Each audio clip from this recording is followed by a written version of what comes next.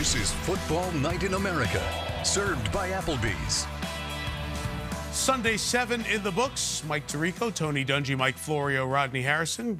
Chance to talk about what was another intriguing day of football. That half hour from 3:30 to 4 o'clock Eastern time. We had the Lions winning on the final play of the game. Pittsburgh, Tennessee, getting down to the end. The shootout in Ohio with Cleveland and Cincinnati. Let's start talking about the Pittsburgh-Tennessee game. And, Tony, I'll start with you. Undefeated teams, usually a measuring stick. What'd you learn from that game? Well, two good football teams. That's what I saw. Number one, you saw Pittsburgh come out. They had the idea, we've got to take Derrick Henry away. They did that in the first half. They built a big lead, but Tennessee did not quit. They stayed with their game, battled back, field goal miss at the end. But I think these are two very good football teams. Rods? Yeah, and I look at the Pittsburgh Steelers offensively. I thought they did a great job of coming out and just being patient offensively. You see Big Ben spreading the ball around where you can't just key on one guy, but also getting the ball out of his hands quickly to avoid those big hits. He has so many weapons. Defensively, they do a great job. But I look offensively, it's not Big Ben just trying to sling the ball around, but he's actually, quick passes, short, intermediate, and, not trying to make every play a touchdown. Yeah, and let me tell you, that defense for the second straight week, shutting down a great running attack. Last week it was the Browns. This week it's the Titans. And I spoke to T.J. Watt after the game. He said they treated it as a matter of pride, that they were going to keep Derrick Henry from getting into the secondary, especially in the first half while they set the tone. And another thing that I thought was interesting, as the game was getting away for the Steelers, when it was 27-7 and all of a sudden it's close and all of a sudden maybe we're going to overtime, I asked T.J. Watt, who's that guy on the defense that steps up and says what needs to be said? And he said, there really isn't anybody. That we know. We can feel it. We don't need one guy to say anything. And he thinks that's one of the reasons why there's such a special defense. Mike, I just took a peek over here because there's a monitor with the stats, the top rushers, receivers, and usually Derrick Henry's right up there at the top rushers.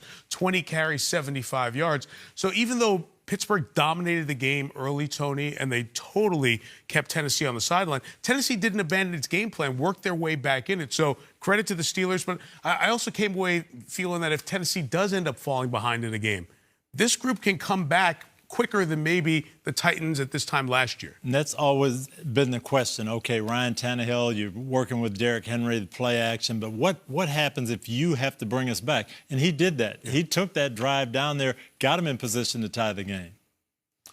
So that's the story with Tennessee and Pittsburgh. And Pittsburgh continues to have tests. They have Baltimore next week, the first of two games that they'll have. They'll play the Sunday after Thanksgiving as well.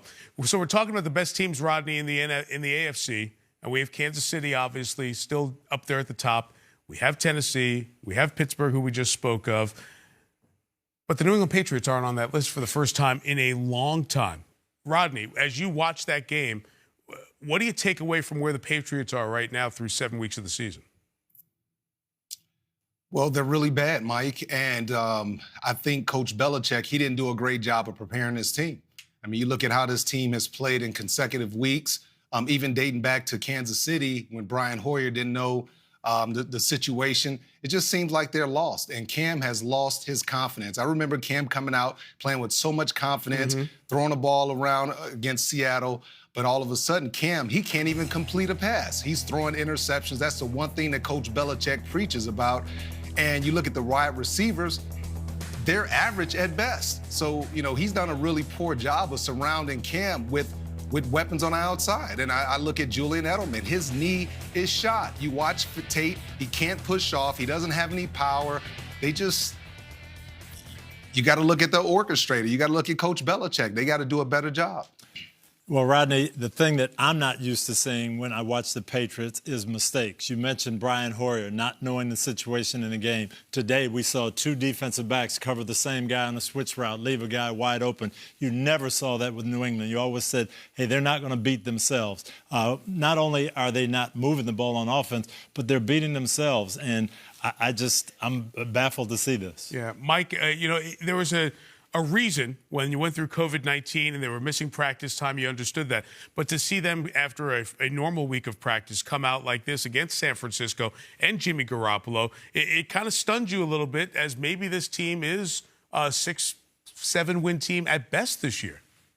But they were doing really well before Cam Newton tested positive. They blew out the Raiders, who managed to go beat the Chiefs in Kansas City. So the Patriots aren't a bad team. I just think that what happened to them, the last team I expected to have these issues, it knocked them wobbly, and I feel like they can't get it back now. And now's the time for the other AFC teams to deliver the knockout punch. I said this about the Patriots last year. The Terminator's not dead until the Terminator is melted down into a pool and and it's all spread all over the place and it can't reconstitute. Kill them while you can, because if they have any chance, they're going to get it together. They're going to come back, and you have to deal with them in January. So I'll say this, Rodney, Buffalo did not look like world beaters against Tennessee or against Kansas City or even against the Jets on Sunday. So now New England goes to Buffalo on Sunday. Could this thing flip around that quickly with the Patriots going to Orchard Park? I would say this is a must-win for the Patriots. I mean, to be able to go in there on the road and pick up a victory against a good team. Now, Buffalo, they've reverted back to some of the things that we're not used to seeing, and they don't look unstoppable like they did earlier in the year. But, yeah, I mean, if he goes in there and he wins that game, they're back on track, and now the confidence is high, and we'll see what happens the rest of the year. And I think it is going to be a big game for Buffalo as well, because all of a sudden, just what Mike Florio said, this is our chance to deliver the knockout punch. We have not been in this position before. How is Buffalo going to play in what is a big game, a game that they feel like they should win, but now they've got to go out and do it? I'm still scratching my head at Miami. I know Tua is going to be the guy in the future. They're 3-3. They could be the team in this division. They still have Buffalo ahead there one more time. I was just still a little surprised at all of that. So Baltimore is up there with Kansas City and Tennessee and Pittsburgh as those elite teams. We'll see what Buffalo looks like the next couple of weeks.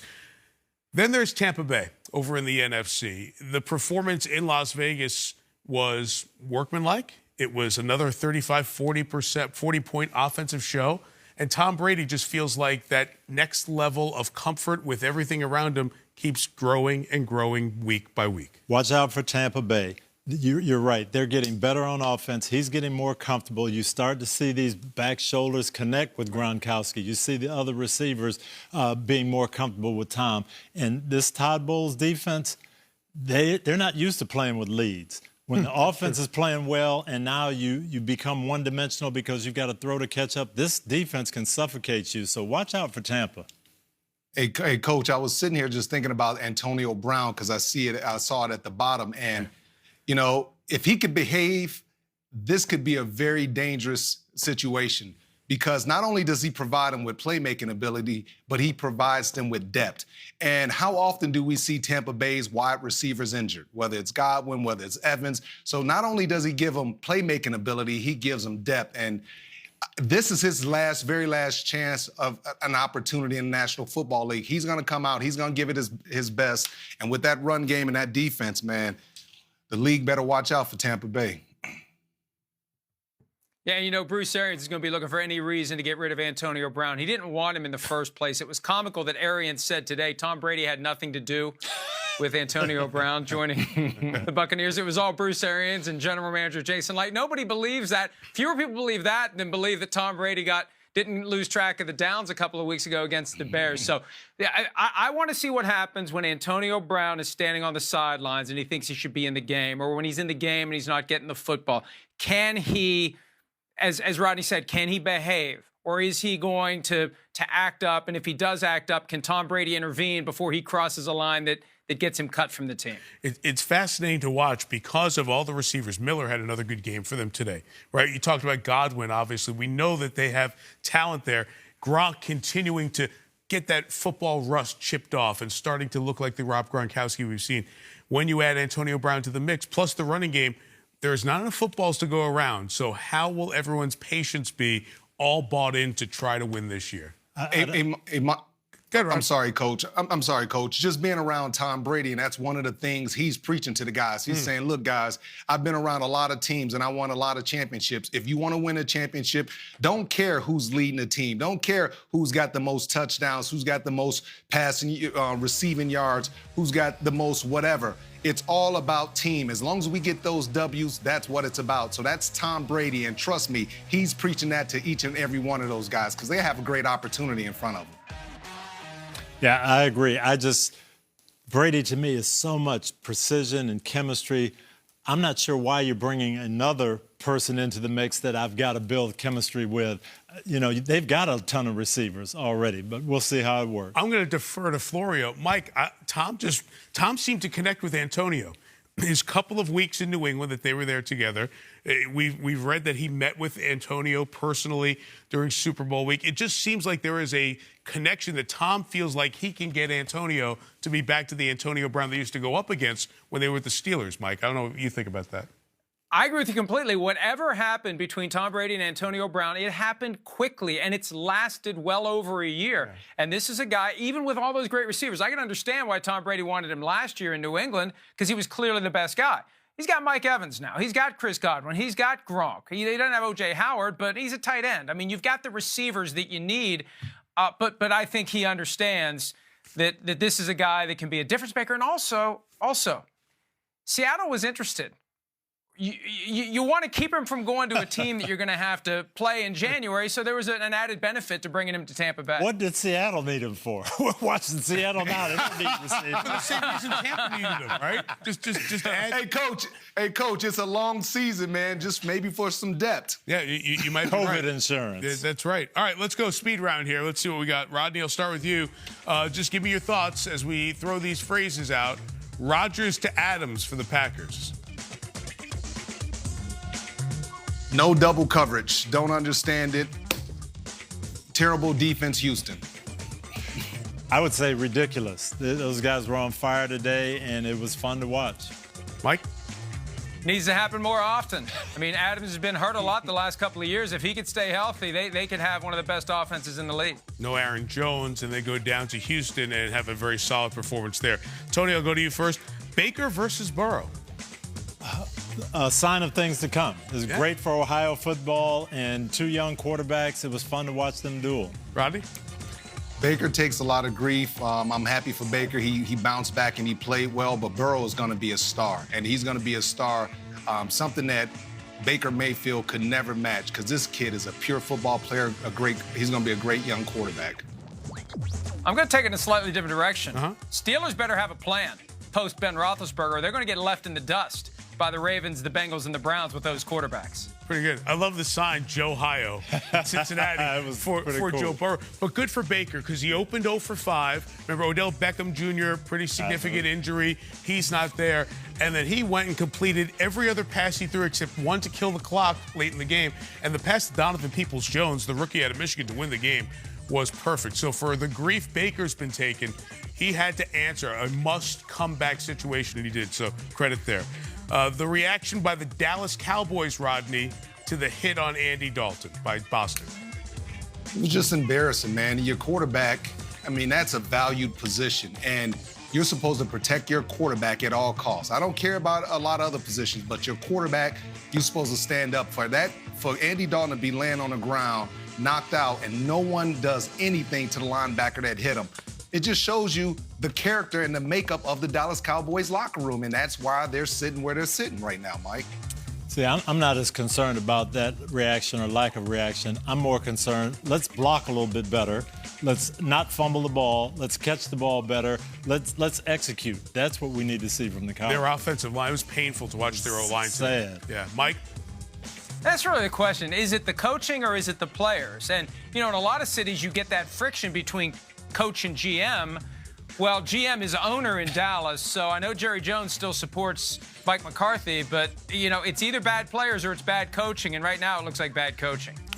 The good news was Andy Dalton got back on the team plane. He's in concussion protocol. Hopefully he'll be okay. If not, it's Ben DiNucci on Sunday Night Football, 7th-round pick out of James Madison. It's hard to believe what's happened with the Cowboys, but Cowboys, Eagles. Tony, lastly, if you were in this division, could you get in front of your guys and motivate them that forget the record, look what we have right in front of us, because we are going to have one rep in the playoffs? Absolutely. That's what you talk about. That's your goal at the beginning of the year. Win your division and get in the playoffs. All of that is still in front of us. And so we've got to keep working that. And that's what I'd tell any one of those 4 teams. I'd say, you know what, we're the best team in this division. Let's go.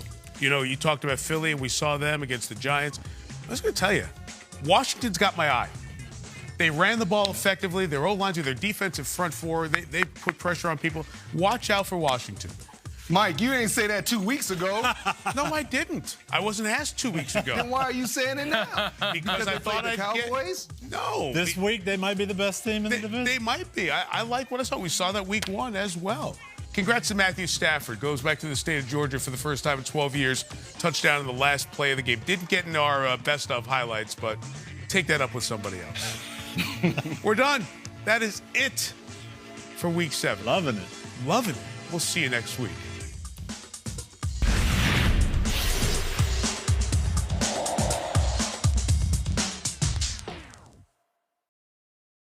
Hi, I'm Mike Tirico, and thanks for watching. Make sure to hit subscribe for the latest news and highlights from NBC Sports.